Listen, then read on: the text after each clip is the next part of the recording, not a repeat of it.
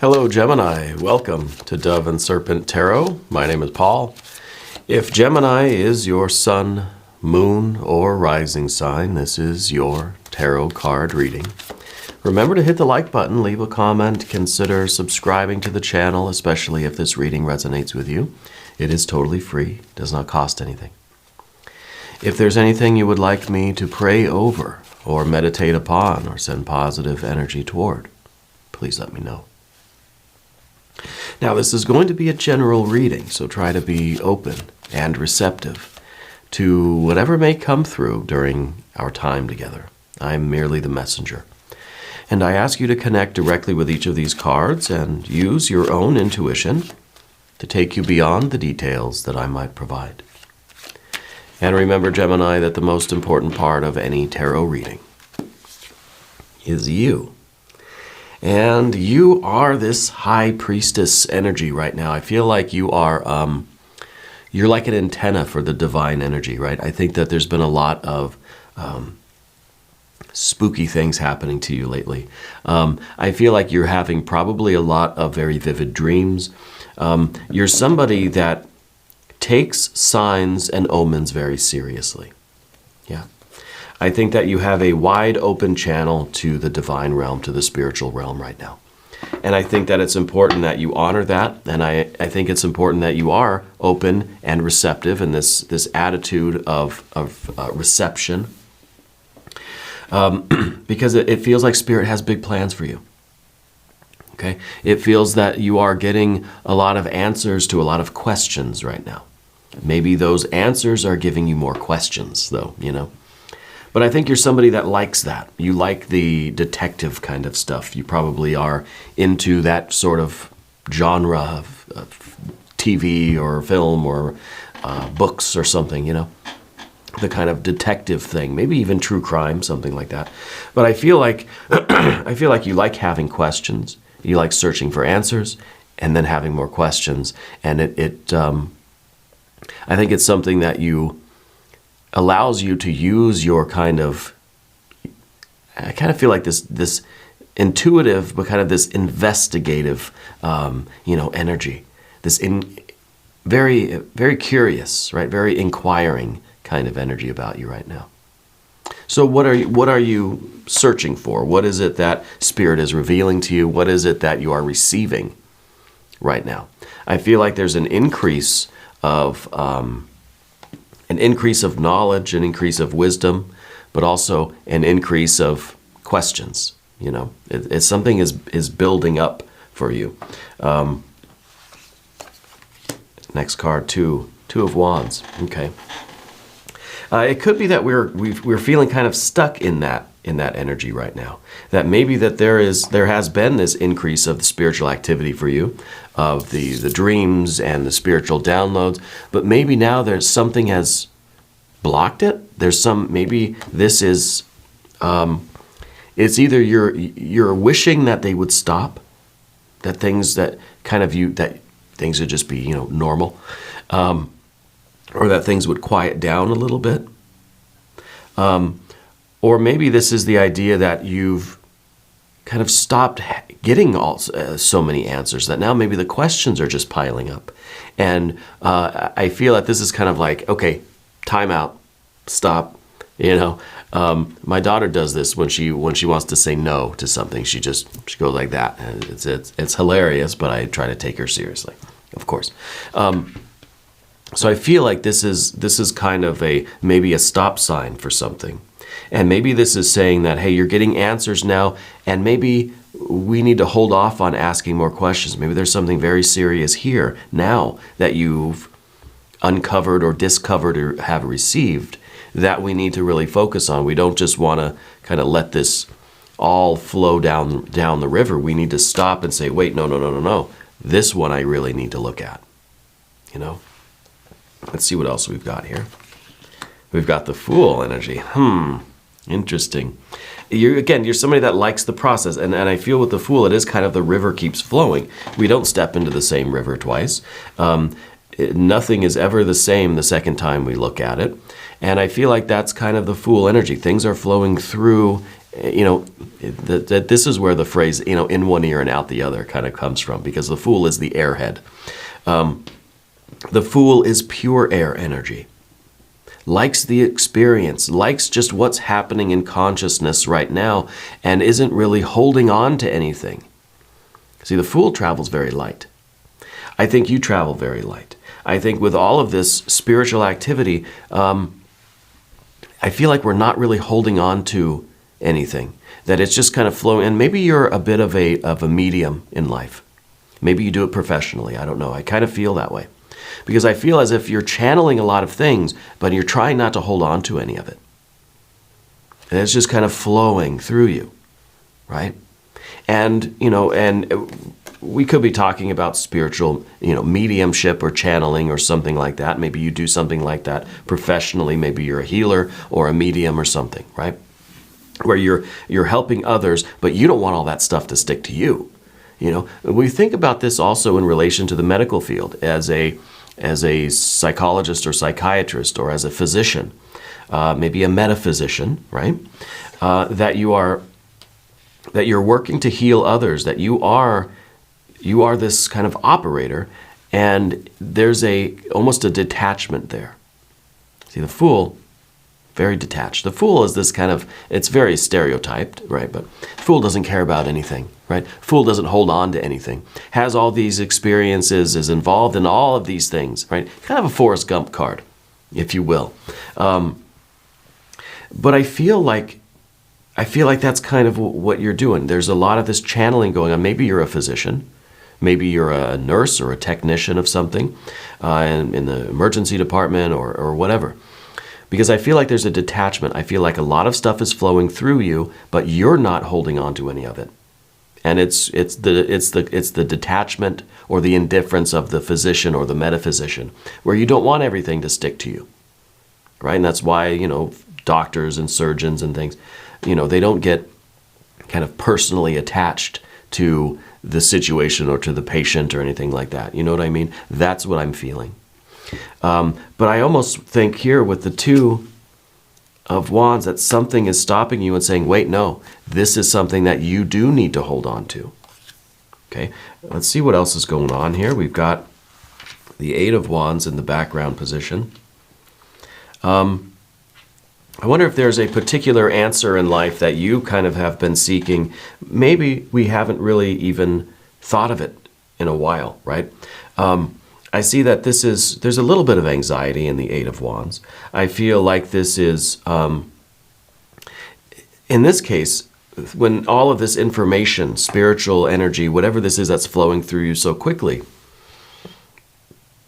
the Eight of Wands is sometimes a card that says, we may have missed the message. That we're getting, let's say you're getting all these like spam phone calls right on your phone. I have a relative that is going through this problem right now, that they're getting 20, 30, 50, 100 phone calls every day just from scammers and from spam numbers and spoofed numbers and all this kind of nonsense, right? And they block the numbers and all this kind of stuff, and it just keeps coming. But then when I try to call her, my wife tries to call. My wife does tea leaf readings over at Ula Tea Leaf Readings. You should go check those out. When we try to call her, we don't get through. Our phone call gets lost in that jumble of all these other phone calls coming through that are not for her, that are just spam and scam and spoofs and all this kind of stuff. And that's kind of what I'm feeling here, is that there's so many messages coming in that maybe there was a message meant for you that you missed. Okay? And I feel like part of that message is about the dispersion of your energy, that you're spreading yourself very thin. You've got a lot of irons in the fire, and maybe this is too many. If this is you as a physician or a metaphysician, maybe you've got too many clients. Maybe this is the idea that all of this energy that you're devoting to other people's healing or well-being or whatever this is, some of it needs to be reserved for us, right? And some of what the mediums do or the psychics do or the channels or the metaphysicians do does need to be held on to. Right? We can't be completely empty slates. We can't be just the blank canvas all the time. Some of this is going to stick to us. Some of it needs to. Some of it might be sticking to us and we don't really know it's there. So maybe we have to look at that too and find out what has been sticking to us even when it kind of, under our noses. But with the Knight of Pentacles up here, I think that there is a suggestion right now for you to look toward the future. And the Knight of Pentacles is the energy, the card, the being, that part of us that looks at the future, that has those long-term goals, that can say what I want at the end of the day, what I'm trying to accomplish this week, month, year, 5, 10, 20 years. Do you have long-term goals like that? I feel like this is you focusing on those long-term goals, and whether this is the idea that we have to kind of stop and consider our long-term plans here, or that we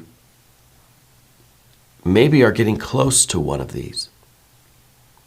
I kind of feel that we might be arriving at some of these long-term goals, and maybe it's time for us to revisit those and see if we need to make any kind of course corrections. There's something going on in your life right now that's urging you to stop, take a step back, right? I think you're a very busy person. I think you're just constantly engaged in this work you do, and I feel like it's some kind of, you feel like a metaphysician. Something is flowing through you in what you do, okay? But something is prompting you now to stop. Maybe it's that you got that one piece of information, that one message that was going to just flow through you and be channeled to who it belongs to, but wait a minute. That one sounds like it's for me, right? That's the Two of Wands. And it might be a message that's talking about something down the line, something, a goal, a long-term plan or achievement that we're after. Okay? And when we look at these two cards here, the Fool and the Knight of Pentacles, they couldn't be more different. The Fool is all about the here and now, the eternal here and now, the infinite moment, right? But the Knight of Pentacles, looking at the future, doesn't even realize what's going on right now. The grass has been growing the whole time. They've been staring at the future. Okay? This is a card that's very much concerned with the future. This is a card that only cares about the here and now. All right, let's do what we're looking at. Now we got a kind of a different story. Now we've got a little bit of a slowdown. We've got the Eight of Wands here, which I think is this weird feeling that we just can't do enough. No matter what I do, I just feel like I just can't get things out fast enough. I can't finish things. I can't do things fast. I can't move fast enough. There's a certain anxiety with that. I don't know what that's called. Maybe you can help me out. But it's that kind of anxiety where it's just like, I'm going as fast as I can, but somehow I feel like that there's a buildup of energy in the muscles, right? And maybe it's kind of like with this restless legs syndrome, right? Where there's just this buildup of this energy, and we just can't get it out fast enough, you know?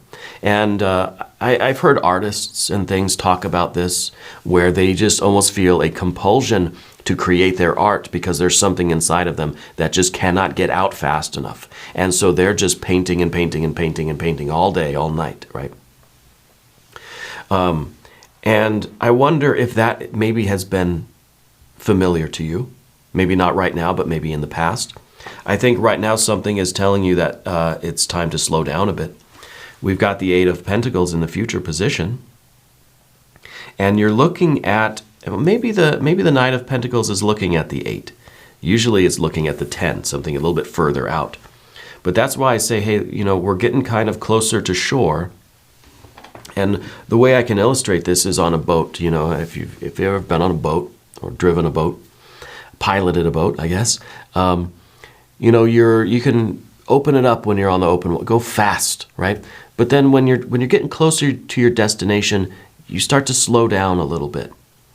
And then as you get closer and closer, you slow down a little bit more, slow down a little bit more, slow down a little bit more. And then when you're right next to the shore, you're just kind of drifting in, and you berth, you dock, you get there, you know. And I think airplanes and things work the same way. The closer you get, you kind of back off the throttle a little bit. So the Eight of Pentacles in this future, but this is what we're looking at. And I think we're looking at a future where we have to slow down a little bit and focus on what does need to stick to us, or cleaning off what has already stuck to you. Okay? Healing ourselves a little bit. Nurturing. I don't think there's anything wrong with you, right? But I feel like this is a card of kind of preventative care. Now, I'm not a doctor, I'm not a physician. But I feel like this is kind of focusing on our well-being, making sure that we're taking care of ourselves. You know?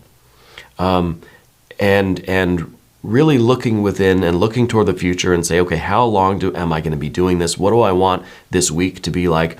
I've got to set up some kind of long-term plans. And I've got to start really nurturing those and nourishing. Maybe this has really also illustrated the idea of you're making a lot of money, you're living this really fast-paced lifestyle.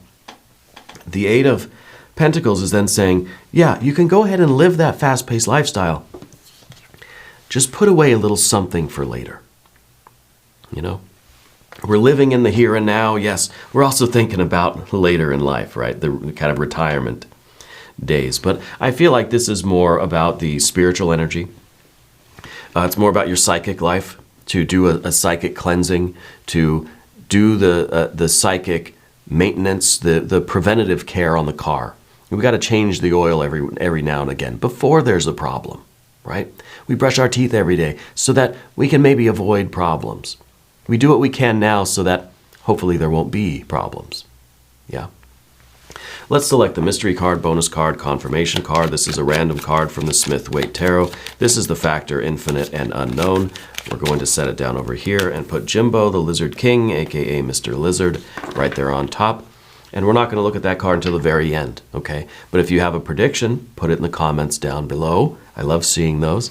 I have the most fun reading everybody's predictions about the mystery card, because at the end of the reading, I have my prediction, usually wrong. But I like to kind of hear what you all think too, and why you think it might be a certain card. You know, I think that adds such a depth and such a richness to the reading, where I can go back and think about the reading and maybe see things in a different way. And so that really is enriching my life, and I appreciate you doing that. We're going to go the path of the serpent now. If you haven't subscribed yet, please do. It's free and it helps out the channel, and I'm very grateful for all of you. What is the card in your general energy? Ace. Nice, right? Ace of Swords. This, I feel like, is you. This is you finding that piece that is either got stuck to you, or that message that slipped by that you really need to focus on the message that is for you. Okay, this is not the emptiness of the Fool. This is clarity. This is absolute certainty. Even this is really kind of a peacefulness in your mind. Right? This is kind of like we have, in a way, we have shut off all of this psychic activity. We think of, gosh, I don't know. We think of like an electrical storm. There's just so much going on, right? Just lightning everywhere. It's crazy. It's wild, right? And then we think of like that calm sky. It's like the eye of the storm kind of, right? Where it's just calm, peaceful. The sun has come out, birds are chirping, and it's just bliss, it's peace, right? We need that moment. And that's what the Ace of Swords is, and I think that's what you are preparing to do, or what you are working toward, or what you are initiating at this time, okay? This, that we need to somehow get into that zone where we have to have the ability to turn it off, okay? You can't exist throughout your day having all of this energy just swirling, all these messages coming in and out, day and night, Eight of Wands. It's just everywhere all the time. It'd be overwhelming, right? So as part of our self-care, we're learning how to turn off the mind a little bit. You know, like as if there were a little switch where it says, okay, my work day's over, turn it off, and then it's just peacefulness. The clouds part, the sun rays shine on you, a little bird chirping, a little bit of a breeze, And it's calm, it's peaceful, and we can relax, we can take a breath, you know? This is clarity. This is a clear head. It's not just a whirlwind, a storm of messages and psychic information and all of these, all of these channeled messages, let's say, right? And we're able to turn it off when we need to. And I think this is a very crucial skill that we have to learn as mediums, as psychics, as metaphysicians. We have to be able to turn off that energy, whatever you want to call it, right? I think as well as that, I think this card's also talking about that crucial piece of information that is meant for you in all of this, right? And I can relate to this too, because I film 5 of these tarot readings every day, every single day, right? And, it's very rare that I actually just do a reading for myself nowadays, And in fact, it's becoming more difficult for me to do readings just for myself. But I feel like this is one of those cards that says, look, there's something that you need as well. There's a message for you in all of this. Okay? And as much as you are being of service to others through whatever work you're doing, whether you're a physician or a metaphysician or a medium or whatever, a healer, maybe you do Reiki, acupuncture, or something like this, crystal healing maybe, sound healing, frequency work, there is a message for you as well. Okay? And whether maybe this even means that we have to go visit a healer of our own, that can give us the maintenance that we kind of need on our vehicle, right? With our 8 of Pentacles. So let's see what's next. The Princess of Swords. Yeah, it's not easy to learn that skill. It's not easy to turn off that psychic activity when we need to kind of unwind, when we're trying to just and maybe just the clarity to see the vision of the future, to have that very just simple and calm and clear perception of, where we're going with all of this. Okay. The Princess of Swords is sometimes that part of our mind that is defending our fragility, right? It's defending our peace. It's defending that kind of delicate and critical part of ourselves. And so it's our defense mechanism. And I feel like this might be the way that, this is the card in the position of the environment. So this is talking about your relationships with other people. And you might be in a mode now where you're really like kind of having to tell people, look, stop calling. Where we're really just, we're in our happy place. We're in that eye of the storm, and this is that part of our mind that is just saying, hey, everybody, like, do not disturb. I've got I turn the close sign over, and it's just like people are shaking at the doors and saying, hey, come on, I got to get in. And you're pointing at the sign and saying, closed, 15-minute, be back at 9:30 kind of thing. And this is your ability to say that to people, to tell people that, hey, I need a break, whatever you're doing in life. Maybe I'm totally wrong with what your work is, but generally feels like you need a break. Feels like you got a lot going on in your mind. You got to slow it down. You got to have a little bit of clarity, a little bit of time to relax, a little bit of time to think about your future plans. But to do that, you've got to be able to speak up and make that time for yourself. Make that space around you, okay? And maybe this is one person, maybe there's multiple people that are still kind of asking you, oh, hey, can you make an exception, And you have to say, look, I need this time. I love you, but, I need this time. And so I think that is, really, this is, the Princess of Swords is the defender of your boundaries. Okay, and there's a need for you to do that right now, and I think you're doing that maybe with a friend, family member, or maybe with clients. The obstacle then is the 9 of Pentacles. Of course, there's a relationship here with the 8 and the 9 of Pentacles that we, if we do the maintenance on our car, it'll give us a few extra miles, right?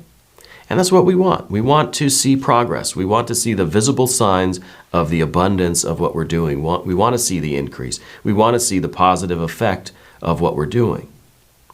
And sometimes we can, and this is the position of the difficulty, or the obstacle. If you are doing a job, if you're working somewhere, or you have a business, and you're thinking, well, I work here during the day and I'm making money. If I work here during the nighttime too, I'll make even more money. If I'm here on the weekends, even more money. If I'm here 24 hours a day, 365 days, 364 and a half days a year, I'll make even more money, right? But there comes a point where we're going to have those diminishing returns. More is not always better, right? You work 8 hours, good. You work 16 hours, not so good. Because one thing, we're putting a lot of wear and tear on our vessel, on our machine, right? On our material life, on our bodies, etc. So it's not going to be that it's not going to be worth it, right? And maybe if you increase your efforts, you'll see an increase of the gains, right? But it's not going to be a 1-to-1 ratio. It's not, I work twice as hard, I get paid twice as much. No, you might work twice as hard and you get paid maybe 25% more. That's not a lot. Is that worth the extra wear and tear? You know, I used to deliver pizzas. I used to drive my own car and deliver pizzas, you know. I also very, very, very briefly worked for a car ride service, a ride share kind of thing. Very briefly. I think I took one trip. But I've done a lot of driving in my life, and I've had to use my own vehicle. That's why I've always had really beat up cars, you know, because I would buy like an old Honda and I would put 500,000 miles on it because I'm driving it for work, you know.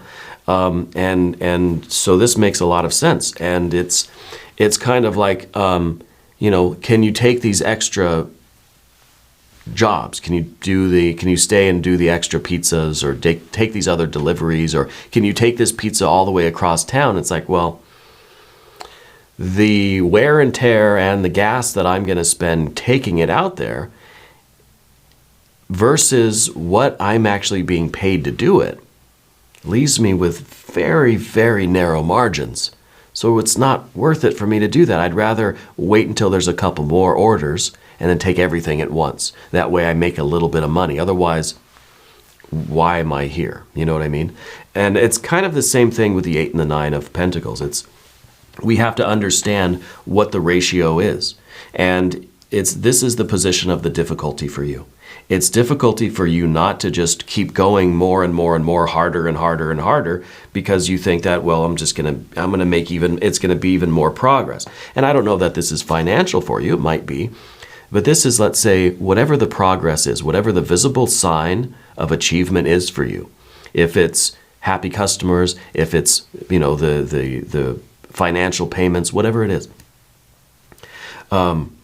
It's kind of like, well, the more I work, the more people I can help, the more people I can heal. Well, no, because the more you work, you're going to start slowing down, and then you're going to put in all this effort, and it's going to be very diminished returns on it. Okay? But that's the difficulty for you. Now, final outcome card is, another princess. Look at that. So we've got a trio of court cards here. So I think that there is a mention of a group of people around you. Okay? And I don't know if it's customers, if it's clientele. I don't know if you are, it kind of feels like you're the boss of something, and then these might be some employees, or if you're the adult and these might be some children around. Whatever the case is, I feel like there's a bit of a dynamic there where you're kind of the one in charge, and then there's other people that are kind of dependent on you, or even dependent on you for leadership, or this could even be doctor and patient kind of relationships, right? It could be that kind of a dynamic, metaphysician, and these are the clients, or whatever it is. But with the Princess of Cups as the final outcome, I wonder if this is kind of what we're looking at. I wonder if the Knight of Pentacles is looking at the Princess of Cups and thinking, maybe I really want something else, right? Maybe not something else, but this is us looking at the future and thinking, do I like what I see? Is that really what I want? Because you can see the path your life is taking. You can see the trajectory of things. You have to ask yourself, is that the dream? Is that the dream that I really want to manifest? Okay. Is that who I want to be? Is that what I want to be? Is that going to satisfy me? Is that the future that I truly desire? Okay. I think that's a very crucial question. And it may seem like this, as the final outcome card, this may seem like a little bit lackluster or anticlimactic, but I think this is the most crucial question. The future that you see, that you're looking at, is that the future you want? Let's look at the mystery card. This could be a confirmation, right? Could be some more water energy. It could be some fire. I am wondering if this maybe is going to be the Lover's card, your power card. Yeah. Showing that we are, whether or not that Princess of Cups is the future that you desire, the Lover's card would show us that you are committed to the future that you desire, whether it's this or whether you got to change it, but that you're committed to that, right? So I want to see that power card here. If you have a prediction, put it in the comments. The Chariot. Well, this is similar. Because the Chariot is that devotion. It is that commitment. This maybe is saying that, yes, this is the future that you desire. Because you are loyal and devoted, and you are kind of obedient to that higher will in you. And I think this is you kind of staying in this lane. Staying committed, staying devoted, staying focused in what you're doing. But realizing that, we got the car analogy, right? Realizing that we have to maintain our vessel, our vehicle, if we're going to make it. We've got to take care of ourselves. We got to do the maintenance, right? And then I think slow and steady really is kind of the way forward for you. I think this is a very good confirmation. Yeah. And I think, for me anyway, it's confirming that, yeah, we're traveling to the right future. This is the manifestation of your dream. And we have to realize that we've got to, if we want to get there, we've got to understand what messages are for us, and we've got to understand what Spirit is trying to tell us. Because as much information, data, spiritual downloads, as much of this divine energy that you're kind of channeling or processing, you've got to understand what part of that is meant for you. Because it is important that you have that relationship in that personal, private way to help you get to this future that we desire. Yeah.